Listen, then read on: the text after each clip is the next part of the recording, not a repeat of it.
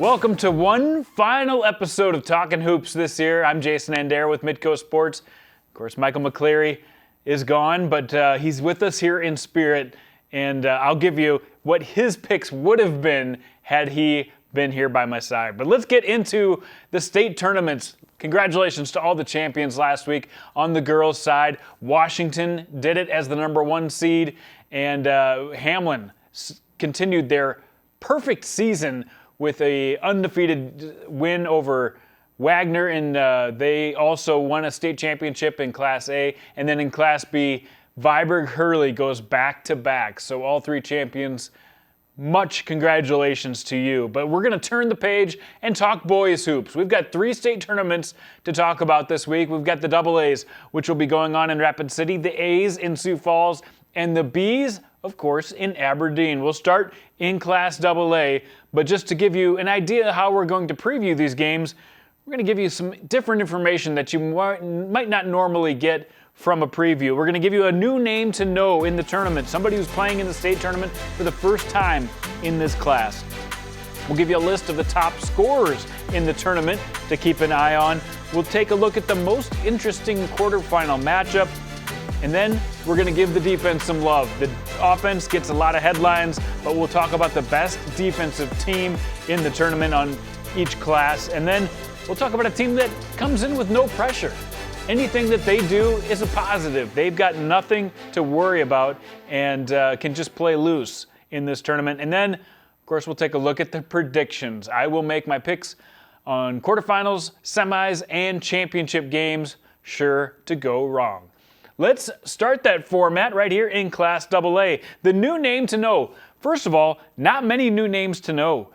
7 of the 8 teams in this state tournament were here last year at the exact same time. The only new team, the Peer Governors. And they haven't been to the state tournament since 2017.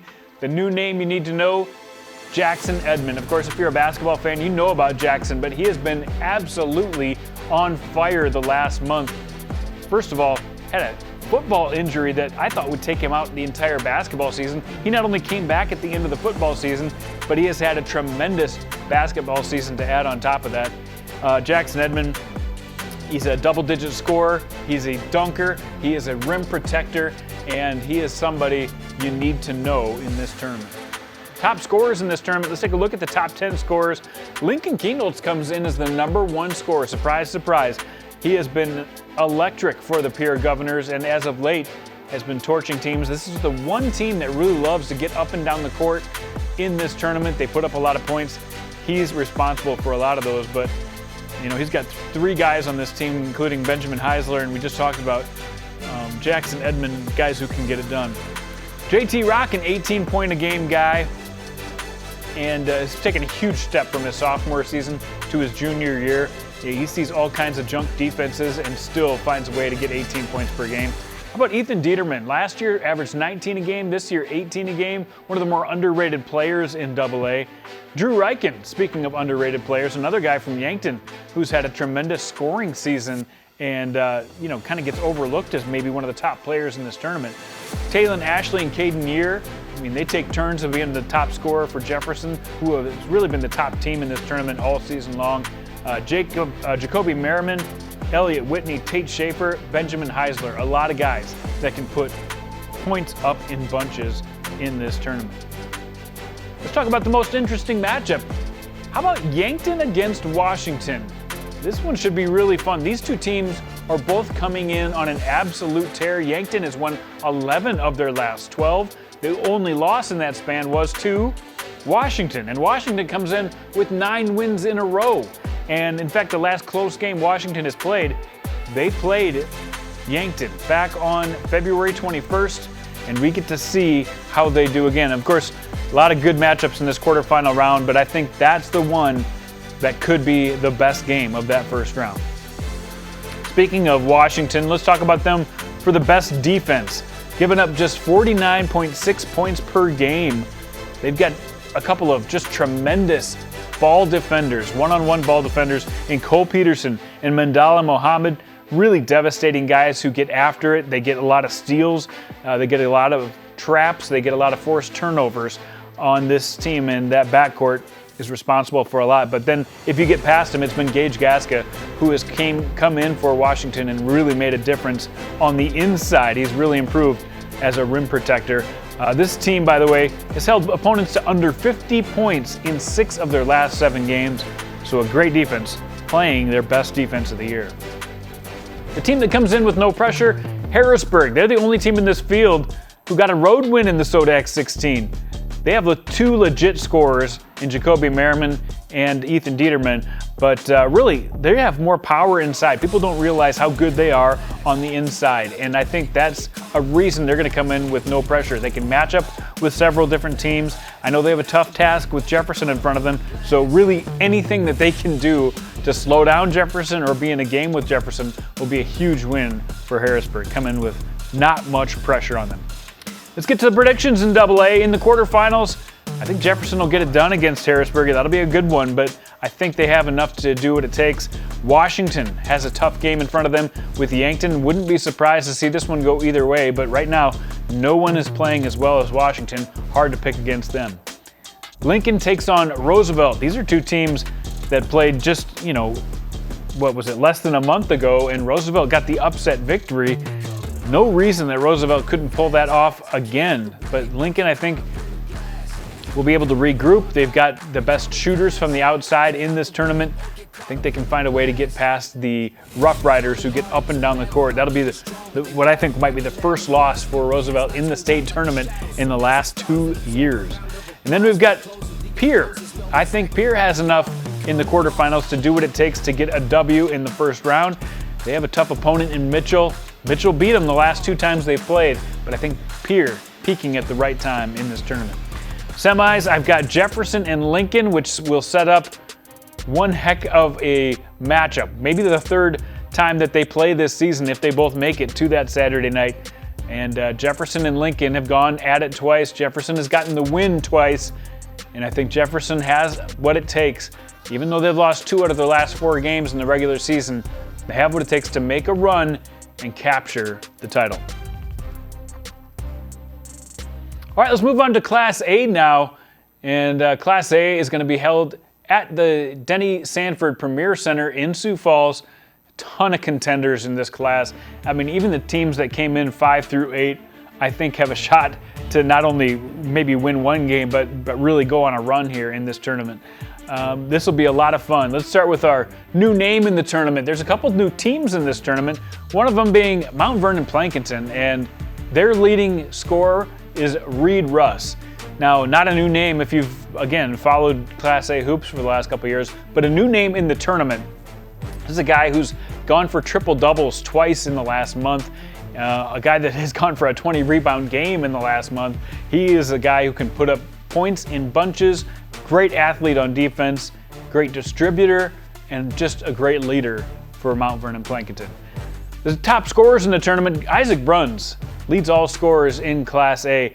26 points per game for this Dakota Valley Player of the Year. He's looking for back-to-back Players of the Year. He has been phenomenal. Caleb Hollenbeck out of St. Thomas More. This is a team that doesn't score a lot as a team, but he scores a lot individually. Over 20 points per game for the senior, who has just been absolutely on fire, especially in his senior year. Oliver Vincent, I mean, somebody that we've grown accustomed to as being a Player of the Year candidate over the last couple of years, now the all-time leader in assists for Sioux Valley, and really one of the best threats in Class A to get it done. Ethan Bruns, another awesome player on the offensive side. He can play defense as well, but for Sioux Falls Christian, when they need a big hoop, they turn to their senior, Ethan Bruns. Reed Russ, Jackson Wingert, Alex Squires, a couple of big guys in the inside that can get it done. Tyson Stevenson, Hamlin, spreads out the scoring a lot, but Stevenson's been their go-to guy this year. And how about Josh Kleinsasser, Easton Kempf, and Patrick Carey, 3 guys who are not really known for their scoring, but they're putting up 14 points per game. So watch out for them. Any one of those guys could go off for a big game. Most interesting matchup in this first round, I think it's Sioux Valley and Hamlin. 2 teams that came out of the same region. They played last year for a spot in the SODAC 16. Sioux Valley beat them. They played twice in the Pentagon over the last 2 years, so in a big venue.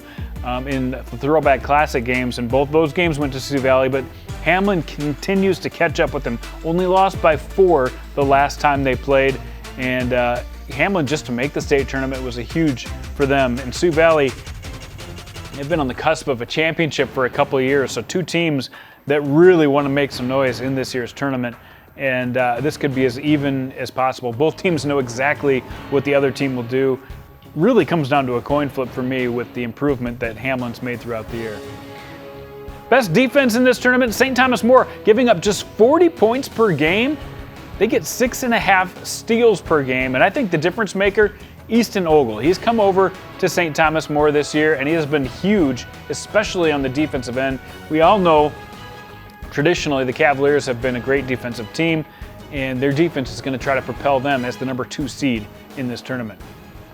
No pressure. I think there's no pressure on Sioux Falls Christian. This is a team I didn't think many thought would even make the state tournament this year. Well, they not only made the state tournament, they're one of the favorites as a number 3 seed.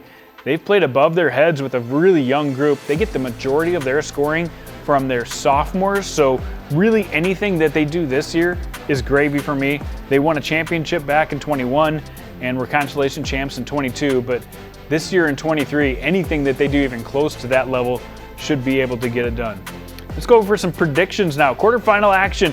Dakota Valley, undefeated on the year. There's no reason Dakota Valley shouldn't be able to run through the rest of the season here without a scratch. I like them, of course, in the quarters. Sioux Valley has made it past the quarterfinal round in each tournament they've made it over the last couple of years. St. Thomas More, I think, gets it done, and Sioux Falls Christian also gets it done.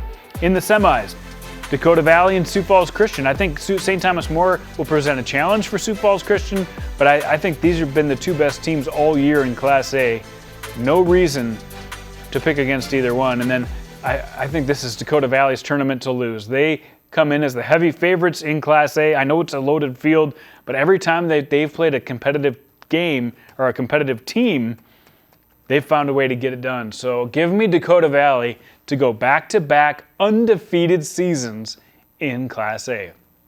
Let's turn our attention to Aberdeen, where the Class Bs take place. And again, not a lot of new names in this tournament. 5 of the 8 teams making a repeat appearance, but there are 3 new teams in this tournament. One of them is Viborg Hurley, and their best player, Nick Hansen.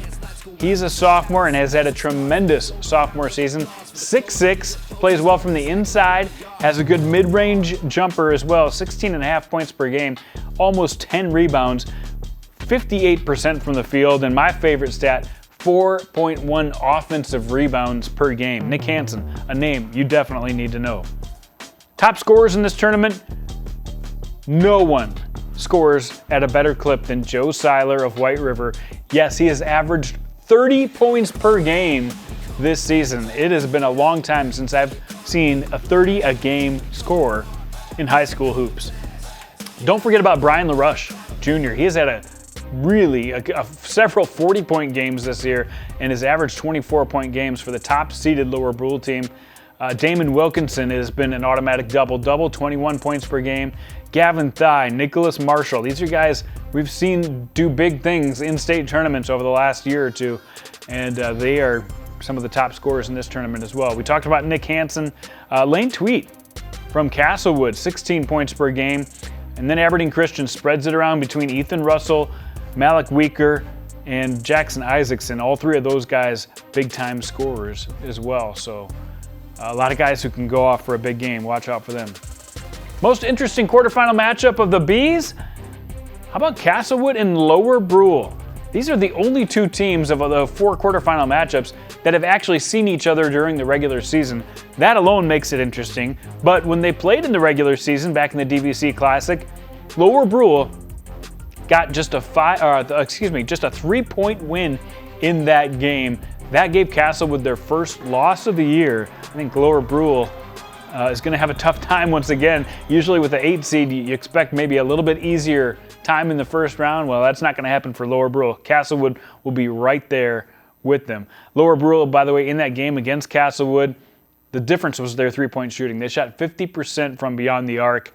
Not an easy thing to do, so we'll see if Castlewood can kind of cut into that lead just a little bit and make that a game.